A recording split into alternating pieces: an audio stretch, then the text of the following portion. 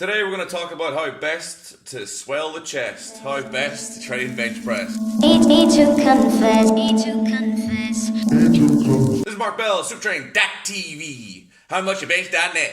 Bench press, the one lift that everyone cares about. When's the last time someone asked how much you snatched, cleaned, jerked, maybe they asked you how much you jerked, how much you deadlifted, how much you did anything other than bench press in a pub who didn't lift weights? Never. But if you lift weights, chances are someone's asked you how much you bench. It's the infamous exercise, it's the one that everyone knows about, it's synonymous, and it's also the most fun if you're good at it. So out of all of the powerlifts, bench press is easily the most trainable. Deadlift and squat are pretty much total body exercises, and as such they require a lot of recovery.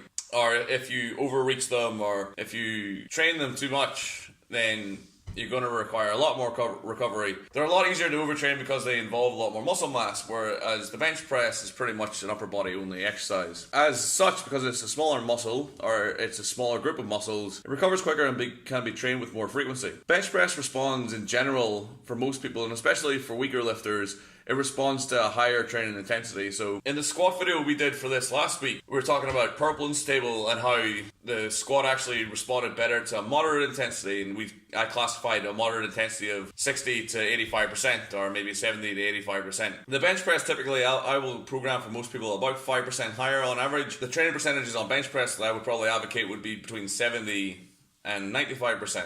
Now you can go lower, you can go to 60%, so 60 to 95%. For the most part though, 70 to 90% is about kind of the zone you want to go into. When you come into a peaking phase, you want to come out of the 90% range, but when it's just training, 70 to 90% is a good bracket for you to spend your time in. So on average, about 5% heavier versus a squat is, for most people, what I would advocate as working. This is not to say that this is the case for everyone, however. Stronger lifters will probably find that a higher average intensity for the bench press will lead to them feeling burnt out quicker. And when you feel burnt out on bench, or you feel burnt out on any lift, it takes a while. It takes maybe 3 to 4 weeks to kind of get into a state where you can begin training with momentum again. So one thing try to avoid in training, especially the training of more advanced lifters, is that feeling of being burnt out, that feeling of pushing against the wall and not going anywhere, that feeling of hitting a plateau. When you hit that feeling, when you feel like you're plateaued or you're overreached, then the only thing you can do is strip yourself back and build back up again, and that process takes time. So because it takes time, it's a process we want to avoid pretty much at all costs, unless we want to peak. So for competition, post-competition, or post PB Fest, whatever the reason is, we're coming into a peak. It is something that we're going to have to go through at some stage, but if we can control it and we don't have to go through it, then it's something that we want to stay away from, feeling burnt out or plateauing, because it does take time to recover from. Bench press, like we said beforehand,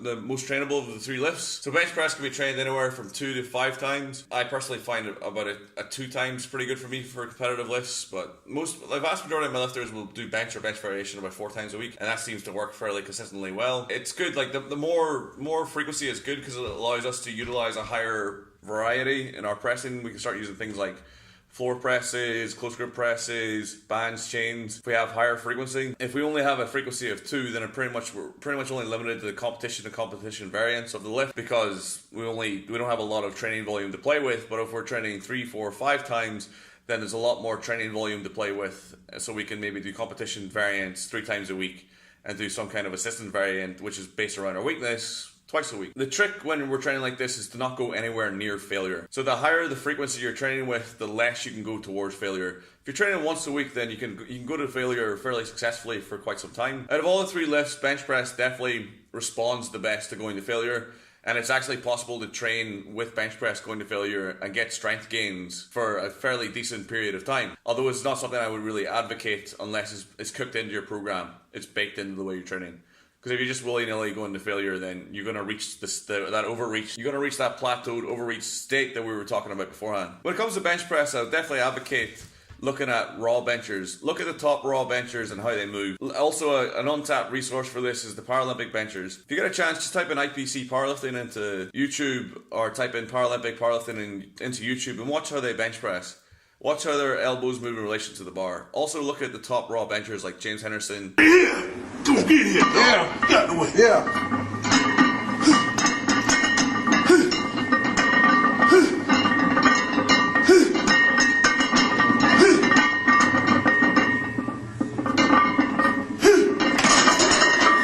Thank you very much. Thank you very much. Eric Spoto, Kirill Sarlichev. Look at it, the top guys from the past or the current, and look at how they move. And try and mimic that. I wouldn't pay attention too much to the benchers that spend a lot of time in shirts. Benching in a shirt isn't necessarily the same as benching without a shirt, because the shirt has its own line of support.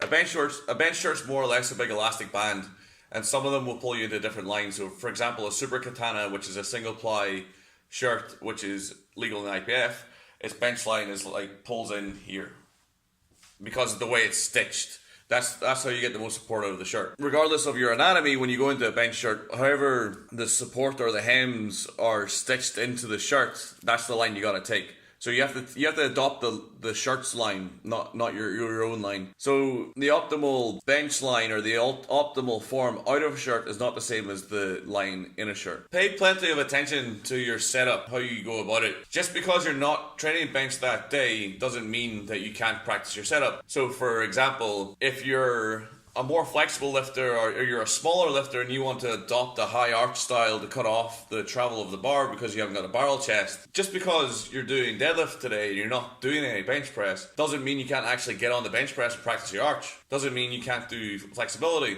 If you only bench twice a week because of a shoulder issue or because that's the program, that's grand. You can definitely make progress doing that.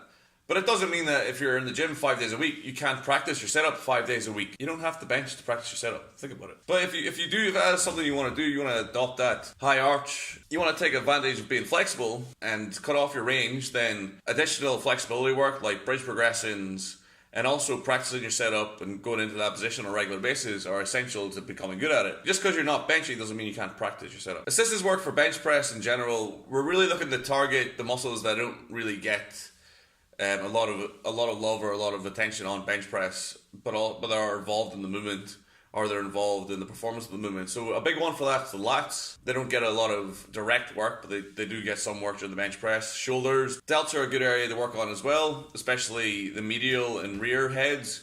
But just in general, shoulder pressing is a good assistance work for bench press. Triceps as well. A lot of people think that triceps get a fair amount of work in bench press, but that's not really the case. So a lot of tricep work's a big work on for bench press. But also rotator cuffs, teres minor, a lot of external, internal rotation work is also important in bench press. Things like face pulls, external rotators like this, internal rotators, they're all reasonably important to keeping a healthy shoulder joint. Okay, thanks for watching. Hope you've enjoyed this episode. If you're watching this on Facebook, please give us a share and a like. If you're watching this on YouTube, please like and subscribe.